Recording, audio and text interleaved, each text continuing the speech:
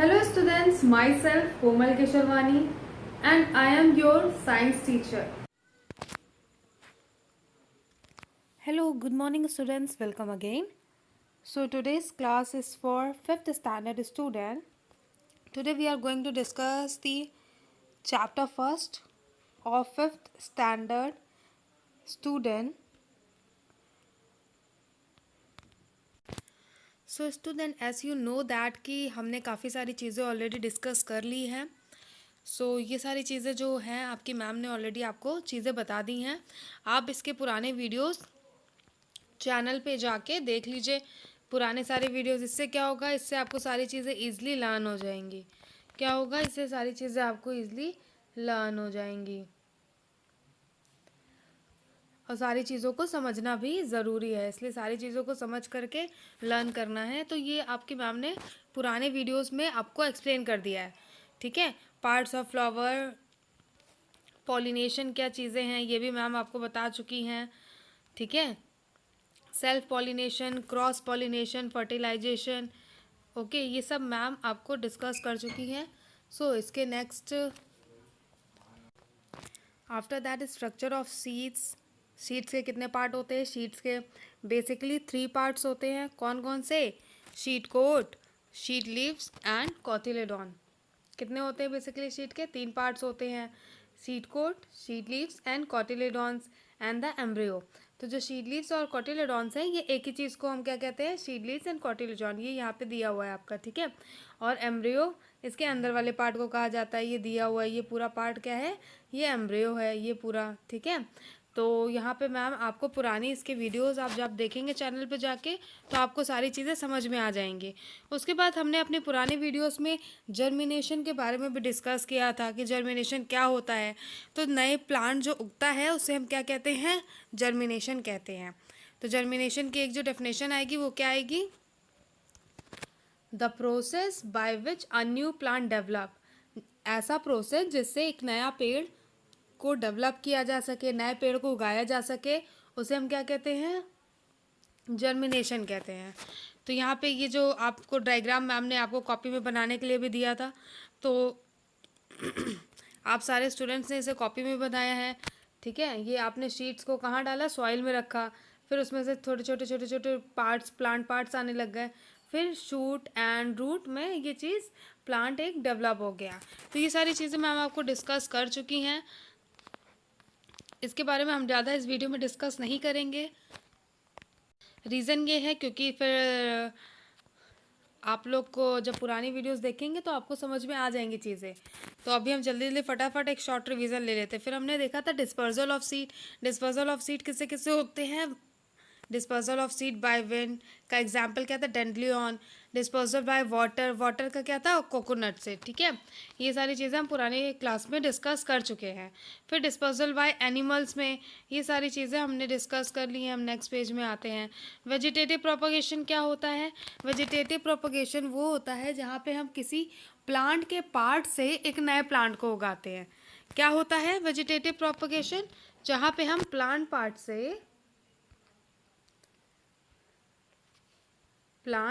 से एक नया प्लांट उगाते हैं, उसे हम कहते हैं वेजिटेटिव प्रोपगेशन. तो इसमें कौन कौन से प्लांट के पार्ट आते हैं? जैसे कि यहाँ पे दिया हुआ है आपकी बुक में, कौन कौन सा? From root.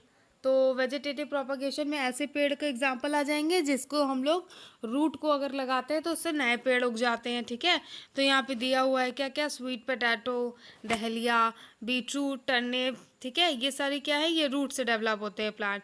उसके बाद ऐसे पेड़ जो स्टेम से डेवलप हो जाते हैं, इसमें कौन कौन सा एग्जाम्पल आता है? Onion, garlic, turmeric. यहाँ पे दिया हुआ है जिंजर, गार्लिक, ऑनियन, टर्मरिक. ये कहाँ से? स्टेम से डेवलप होता है. उसके बाद यहाँ पे फ्रॉम लीफ का भी एग्जाम्पल दिया है. इस इमेज में आप सब देख सकते हैं लीफ से कौन सा पार्ट होता है? Bryophyllum leaf. ये किसका एग्जाम्पल है? ब्रायोफाइलम लीफ का एग्जाम्पल है. Birds on Bryophyllum leaf. ये देखिए यहाँ पे छोटे छोटे बर्ड्स आ गए हैं, इससे नए प्लांट्स उग सकते हैं. तो ये हो गया हमारा एग्रीकल्चर में देखा था हमने कि यहाँ पे क्या देखा था? क्रॉप देखी थी. क्रॉप क्या होती है? किसी भी छोटे सी जगह पे जैसे कि हमने एक खेत में क्या किया, किसी भी चीज़ की खेती कर दी, ठीक है, प्लांट उगा दिए जैसे गेहूँ, चावल, इन सब चीज़ों के, तो इसे हम क्या कहेंगे, इसे हम कहेंगे क्रॉप। ठीक है, क्या कहेंगे, इसे हम क्रॉप कहेंगे। तो ये सारी चीज़ें हो गई क्रॉप के बारे में। तो the process of growing plant on a large scale is called agriculture और फार्मिंग। तो बड़े ही लार्ज, क्योंकि आप सबको पता है कि हमारे इंडिया की जनरेशन काफ़ी ज़्यादा है, तो हमें ज़्यादा अमाउंट में अनाज चाहिए होता है खाने के लिए। तो खाने के लिए हमें फिर ज़्यादा उगाना भी होगा, और उस उगाने के प्रोसेस को हम क्या कहते हैं, एग्रीकल्चर कहते हैं। ये सारी चीज़ें हम पुराने वीडियोस में डिस्कस कर चुके हैं। फिर उसके बाद बात आती है खारिफ क्रॉप। खारिफ क्रॉप क्या होता है, खारिफ क्रॉप को क्या कहते हैं, खारिफ क्रॉप को रेनी सीजन क्रॉप कहते हैं। क्या कहते हैं, rainy season crop. Rainy season crop क्यों कहते हैं, ऐसा इसलिए क्योंकि इन क्रॉप्स को तब लगाया जाता है जब बारिश हो रही होती है। ऐसा क्यों करते हैं, क्योंकि इन इन पौधों को ज़्यादा से ज़्यादा पानी की ज़रूरत होती है। जैसे कि चावल, चावल की खेती अगर आप लोग ने कभी देखी होगी, उसमें सबसे ज़्यादा पानी की ज़रूरत होती है। हम जितना अमाउंट ऑफ वाटर उसको देते हैं, उसको और ज़्यादा चाहिए होता है चावल के पेड़ों को। तो जब बारिश होती है रेनी सीजन में, तो वाटर रिक्वायरमेंट की पूरी हो जाती है प्लांट्स की। तो इसलिए खारिफ क्रॉप के अंदर कौन से क्रॉप्स आते हैं, जो रेनी सीजन में उगाए जाते हैं। उसके बाद राबी क्रॉप के बारे में हमने पुराने वीडियोस में डिस्कस किया था। राबी क्रॉप कब उगाए जाते हैं, जो विंटर सीजन में उगाए जाते हैं। इन्हें विंटर सीजन में क्यों उगाते हैं, क्योंकि विंटर सीजन में कम पानी होता है, ये कम पानी में उगने वाले क्रॉप्स होते हैं। जैसे कि हरी मटर, मस्टर्ड, ग्रास, पोटैटो, ये हमें कब मिलता है, ये हमें विंटर के सीज़न में मिलता है। तो ये तो ये सारी जो चीज़ें हैं, ये मैम ने आपको अपनी पुरानी क्लासेस में डिस्कस कर दी है। अब हम कुछ नए टॉपिक पे डिस्कस करेंगे आगे। हम वापस से आ जाते हैं टॉपिक पे, स्टेजेस ऑफ एग्रीकल्चर। ये सबसे इम्पॉर्टेंट है।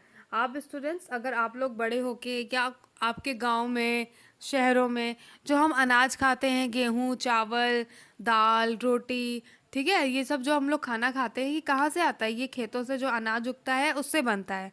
तो खेतों में अनाज कैसे उगता है, इसके बारे में हम आज इस टॉपिक में सीखेंगे। तो स्टेजेस ऑफ एग्रीकल्चर, यहाँ पे डिफरेंट डिफरेंट टाइप के एग्रीकल्चर के स्टेजेस होते हैं। जैसे कि अगर आप किसी खेत में कोई फसल उगाने जा रहे हैं, तो आपको क्या क्या प्रोसीजर उसमें फॉलो करने हैं, ठीक है, क्योंकि हर प्रोसीजर आपको स्टेप वाइज फॉलो करना होता है। फर्स्ट स्टेप में आपको कोई और प्रोसीजर फॉलो करना है, सेकेंड स्टेप कुछ और है, थर्ड स्टेप कुछ और है। और जब आप स्टेप के साथ सारी चीज़ों को करते हैं, तो क्या होता है, आपकी जो फसल उगती है वो अच्छी उगती है, अच्छे अमाउंट में उगती है। उसके बाद हम यहाँ पे देखेंगे हमारा पहला क्या है, तो हमारा पहला है प्लोइंग, मतलब सॉइल प्रिपरेशन। इसमें क्या करते हैं, ये प्लोइंग के मेथड से हम क्या करते हैं, मिट्टी को ऊपर नीचे, ऊपर नीचे, ऊपर नीचे करते हैं, जिससे नीचे की मिट्टी ऊपर और ऊपर की मिट्टी नीचे हो जाए। इससे क्या होगा, इससे जो नीचे का न्यूट्रिशन है वो ऊपर साइड आ जाता है, और हमारी जो फसल हम ग्रो करते हैं वो अच्छे से होती है। तो यहाँ पे दिया है, ploughing is generally done with the help of tractors और एनिमल्स, ठीक है। The primary purpose of plowing is to turn the upper layer of the soil, bringing fresh nutrition to the surface, ठीक है। तो this method also remove weeds from the soil and help the manure to mix properly with the soil, ठीक है। तो इस method से क्या क्या होता है, मिट्टी को जब ऊपर नीचे हम लोग करते हैं, तो नीचे की जो न्यूट्रिशन रिच सॉइल होती है, जिसमें ज़्यादा न्यूट्रिशन प्रेजेंट है, वो ऊपर आ जाता है, और ऊपर वाला सॉइल नीचे चला जाता है। इससे न्यूट्रिशन बराबर मात्रा से इक्वली दोनों जगह पे मिक्स हो जाता है। तो इससे हमारा जो फसल होता है ना, वो अच्छा होता है। तो यहाँ पे आप इस प्लोइंग का डायग्राम देख सकते हैं कि ये देखिए, काऊ से प्लोइंग किया जा रहा है। कैसा होता है ये लोहे का इसने पकड़ रखा है इन्होंने, किसान ने, और ये ज़मीन में ऐसे लगा के जब इनको इधर से उधर वॉक करवाते हैं, तो ये आराम से मिट्टी ऊपर नीचे होती चली जाती है। उसके बाद हमारा सेकंड क्या है, सेकंड कौन सा इम्पॉर्टेंट स्टेप है, लेवलिंग। लेवलिंग क्या होता है, इसे देखते हैं स्टूडेंट्स। पहले तो पेन सेलेक्ट कर लेते हैं।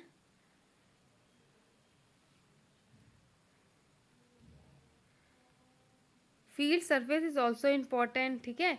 इवन आफ्टर प्लोइंग बिग प्लम्प्स, तो जब हम मिट्टी को ऊपर नीचे करते हैं तो बड़े बड़े से ना मिट्टी के क्लम्प बन जाते हैं।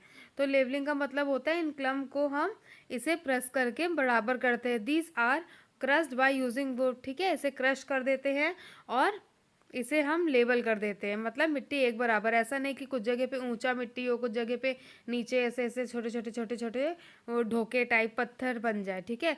तो हम क्या करते हैं, हम लेवलिंग करके उसे बराबर कर देते हैं। तो हमारा पहला स्टेप क्या है, पहला स्टेप है हमारा प्लोइंग करके हम मिट्टी को ऊपर नीचे कर देते हैं और मिट्टी में जो सॉइल है हमारा उसमें क्या हो जाता है, उसमें सॉइल में न्यूट्रिशन रिच हो जाता है। लेवलिंग से क्या होता है, लेवलिंग से पूरी मिट्टी बराबर हो जाती है। इससे फसल की जो रूट्स होती है, जैसे हमारा प्लांट है उसकी जो रूट है वो अच्छे से अंदर तक पेनिट्रेट कर जाती है। और जब हमारी रूट मिट्टी के अंदर तक जाएगी तो उसे ज़्यादा से ज़्यादा न्यूट्रिशन मिलेगा। उसके बाद क्या है, स्टेजेस कौन से, उसके बाद स्टेज आता है सोइंग। सोइंग मतलब क्या होता है, सोइंग मतलब होता है शीट्स को लगाना। तो हम कैसी सीड्स को लगाते हैं, हम हमेशा गुड क्वालिटी सीड्स को लगाते हैं। Sowing is the process of planting seeds. Good quality seeds are essential to grow a strong and healthy crop. तो हम सोइंग किसकी करते हैं, गुड क्वालिटी क्रॉप्स की करते हैं, ठीक है। गुड क्वालिटी की क्यों लेते हैं, क्योंकि अगर हम बेकार क्वालिटी की क्रॉप लेंगे, ठीक है, बेकार क्वालिटी का सीड लेंगे तो क्या होगा, सीड अगर बेकार क्वालिटी की है, ठीक है, तो हमने उसको खेतों में डाल दिया। खेतों में डालने के बाद जो हमारे बाद में प्लांट उगेंगे वो कैसे होंगे, वो बेकार से होंगे। क्यों, क्योंकि हमने जो सीड लिया था, चूज़ किया था, वो क्या था, बेकार था। इसलिए हमेशा हमें क्या करना, हमें हमेशा गुड क्वालिटी सीड्स को ही खेतों में डालना है, सोइंग करना है। तो ये तो बहुत ही इंपॉर्टेंट है, ये आप सबको पता होना चाहिए। तो हमेशा गुड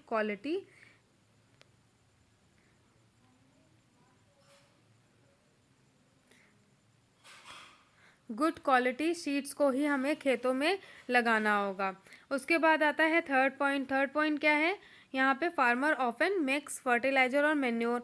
तो उसके बाद हमें क्या करना होता है, हमें सॉइल में न्यूट्रिशन की जो अमाउंट है उसे बढ़ाना होता है। हमें क्या करना है, हमें अपने पेड़ों को ज़्यादा से ज़्यादा न्यूट्रिशन देना है। ज़्यादा से ज़्यादा न्यूट्रिशन देंगे तो हमारे प्लांट्स की ग्रोथ अच्छी होगी। तो इसके लिए हम क्या करते हैं, इसके लिए हम सॉइल में मेन्योर और फर्टिलाइज़र मिक्स करते हैं। क्या करते हैं, मेन्योर और फर्टिलाइज़र मिक्स करते हैं। फर्टिलाइज़र क्या होता है, फर्टिलाइज़र केमिकल से बनता है। किससे बनता है, फर्टिलाइज़र केमिकल से बनता है।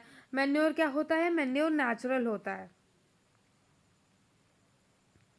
मेन्योर क्या है, मेन्योर नेचुरल है, ठीक है। ये कैसे बनता है, ये गाय के गोबर, ठीक है, सब्जियों के छिलके, इन सब से मेन्योर बन के तैयार होता है। तो इसे हम कैसे यूज़ करते हैं, एज अ फर्टिलाइज़र यूज़ करते हैं। इसे हम खेतों में डाल देते हैं, मिट्टी के साथ मिक्स कर देते हैं। इससे हमारी जो फसल उगने वाली होती है उसको ज़्यादा से ज़्यादा न्यूट्रिशन मिल जाता है। तो यहाँ पे आप सब लोग इमेज में देख सकते हैं कि मिक्सिंग फर्टिलाइजर्स, क्योंकि आपको मैंने यहाँ पे बताया कि फर्टिलाइज़र क्या है, फर्टिलाइज़र केमिकल है। तो ये देखिए, ये जो हमारे किसान हैं ये क्या कर रहे हैं, खेतों में फर्टिलाइज़र डाल रहे हैं जिससे कि हमारे फसल को ज़्यादा से ज़्यादा न्यूट्रिशन मिल सके। उसके बाद मेथड आता है इरिगेशन का।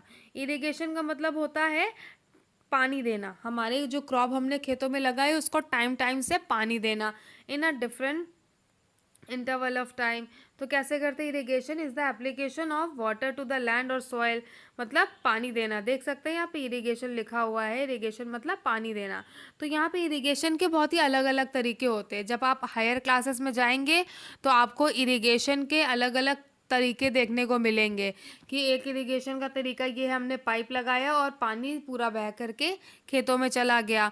और भी बहुत सारे ट्यूबवेल्स एंड ऐसे ऐसे करके बहुत सारी इरिगेशन के मेथड होते हैं, जैसे जो हम अपनी क्रॉप है, अपना अनाज है, उसको अलग अलग टाइम पे पानी देते हैं। तो it is use to assess the growth of crop. It is usually done by drawing water from the tubewell और कैनाल्स। तो मतलब हमने बताया, जैसा कि मैम ने आपको बताया अभी, कि कैनाल से भी, पाइप लगा के भी बहुत सारे मेथड है। अभी तो आप लोग इतना जान लीजिए, इरिगेशन मतलब पानी देना, अपने पेड़ पौधों को पानी देना। नेक्स्ट टॉपिक, नेक्स्ट पे चलते हैं। नेक्स्ट है हमारा crop crop are protected from pest and insect by adding pesticides and insecticides. जैसा कि आप सब जानते हैं, जब हम लोग खेती करते हैं तो वहाँ पे चूहे लगते हैं या बहुत सारे कीड़े मकोड़े, पेस्टिसाइड्स वगैरह आ जाते हैं जो हमारी फसल को बर्बाद करते हैं, बेकार कर देते हैं, ख़राब कर देते हैं। तो इसीलिए हमारे मार्केट में क्या मिलता है, पेस्टिसाइड और इंसेक्टिसाइड्स के कुछ पाउडर्स आते हैं, जिसे हम क्या करते हैं, अपने खेतों में जब डाल देते हैं तो जो कीड़े मकोड़े होते हैं जो हमारी फसल को ख़राब करते हैं, वो कीड़े मकोड़े क्या होते हैं, डाई हो जाते हैं, मतलब मर जाते हैं। तो हमारी फसल क्या होती है, अच्छी होती है इससे। तो हमें अपने खेतों में पेस्टिसाइड्स और इंसेक्टिसाइड्स का भी यूज़ करते हैं हमारे farmers. Weedicides are also applied to remove the weeds. Weeds क्या होता है students? Weeds are unwanted plants. आप लोग क्या कर रहे हैं, आप लोग को पेंसिल और पेन लेके बैठना है। वीड्स क्या है? वीड्स अनवांटेड प्लांट्स है, ऐसे प्लांट जो हमें हमारे खेतों में उग जाते हैं, जो हम उगाते नहीं है तो भी अपने आप से उग जाते हैं, उसे हम क्या कहते हैं, उसे हम वीड्स कहते हैं। तो ऐसे प्लांट हमारे जो फसल है उसके लिए अच्छे नहीं होते। तो इसके लिए हमें क्या क्या यूज़ करना पड़ता है, वीडीसाइड्स यूज़ करना पड़ता है, जिससे अगर हमने गेहूं की खेती की तो हमें गेहूं ही फसल में मिले। उसके बाद आता है हार्वेस्टिंग। हार्वेस्टिंग का मतलब कटाई, मतलब अपनी हमने जो फसल उगाई है उसकी कटाई कर लेना, उसको खेतों से निकाल लेना। तो ठीक है, इसका क्या बोल रहा है, harvesting is the process of cutting and gathering mature crops from the field. ठीक है, जब क्रॉप हमारी पूरी तैयार हो जाती है, गेहूं पूरा तैयार हो जाता है कि हाँ अब इसकी कटाई करके हम लोग इस्तेमाल कर सकते हैं, खाने लायक हो जाता है, तो उसकी कटाई कर लेते हैं, हार्वेस्ट करते हैं। It can be done manual by machine called harvester. तो इसके लिए काफ़ी सारे मशीन्स मार्केट में आ जाते हैं। जनरली हम किसका यूज़ करते हैं, हार्वेस्टर का यूज़ करते हैं। Usually festivals like Baisakhi, Pongal, Makar Sankranti, Bihu etcetera are associated with harvesting season across India. तो ये जो फेस्टिवल्स हमारे इंडिया में मनाए जाते हैं, ये किस टाइम पे मनाए जाते हैं, जब क्रॉप को हार्वेस्ट किया जाता है। ये देख लीजिए, ये जो इमेज है यहाँ पे हार्वेस्टिंग नीचे लिखा हुआ है। ये किसान जो है ये क्या कर रहे हैं, ये फसल की कटाई कर रहे हैं। ये देखिए, इधर फसल रखते जा रहे हो, इधर से कटाई करते जा रहे हैं। उसके बाद ये उन्होंने कटाई करके गेहूं को अलग कर लिया और इसके नीचे वाले चारे को अलग कर लिया। फिर उन्होंने क्या किया, यहाँ पे इमेज में आप देख सकते हैं, स्टोरिंग क्रॉप्स। तो कैसे क्या कर रहे हैं, यहाँ पे इन्होंने क्रॉप को ले लिया, गेहूं अलग कर लिया, चारे को अलग कर लिया। फिर उन्होंने यहाँ पे देख लीजिए बोरियां रखी हुई हैं, बोरियों में जो हमारा फसल था, अनाज था, उसे स्टोर कर लिया।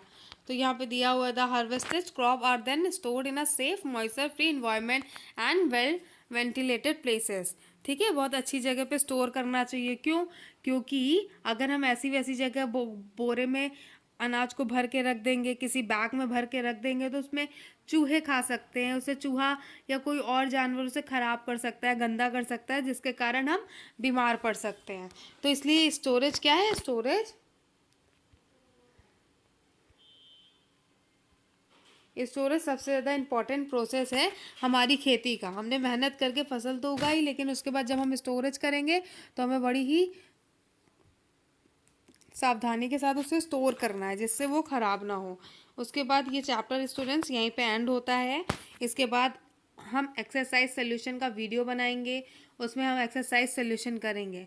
तो आपको क्या करना है, आप लोग जब भी पढ़ाई करेंगे तो अपने साथ अपनी बुक और पेंसिल को लेके बैठेंगे। जैसे मैम बताएं, अगर ये इंपॉर्टेंट चीज़ें हैं, ये आपको फ्यूचर में अगर जब आप हायर क्लासेस में जाएंगे वहाँ पे आपको काम देंगी, तो आपको क्या करना है, आपको वहाँ पे टिक मार्क कर लेना है, अंडरलाइन कर लेना है। तो ये सारी चीज़ें हो गई आज की क्लास में। तो यहाँ पे दिया हुआ है, क्या दिया हुआ, terms to retain. Terms to retain क्या क्या है, यहाँ पे ऐसे टर्म्स दिए हुए हैं जो कि इम्पोर्टेंट होते हैं, जैसे कि सेपल्स, पेटल, स्टेमेन, पिस्टल। ये सब क्या है, ये सब फ्लावर के पार्ट्स हैं। सीड्स का structure, seed coat, seed leaves, embryo, ये सब मैम ने आपको पढ़ाया हुआ है। जर्मिनेशन भी मैम ने आपको पढ़ा दिया है। डिस्पर्सल ऑफ सीड क्या होता है, ये भी मैम ने आपको पुरानी वीडियोस में बता दिया है। आज हमने क्या देखा, आज हमने एग्रीकल्चर पढ़ा, क्रॉप के बारे में जाना, खारिफ क्रॉप और रबी क्रॉप, ये भी मैम ने आपको पुरानी वीडियो में पढ़ा दिया है। Horticulture, fertiliser, irrigation, pesticides, insecticides, harvesting. तो ये सारे जो चैप्टर के लास्ट में टर्म्स टू रिटेन होते हैं ये इम्पॉर्टेंट होते हैं। क्यों इम्पॉर्टेंट होते हैं? क्योंकि जब आप हायर क्लासेस में जाएंगे तो ये सारी चीज़ें आपसे वहाँ पे पूछा जा सकता है। ठीक है, तो आप लोग को क्या करना है, आप लोग को ये सारी चीज़ें अच्छे से बढ़िया से पढ़ लेनी है और समझ लेनी है। इसके लिए आप क्या कर सकते हैं, इसके लिए आप पुरानी वीडियोस को देख सकते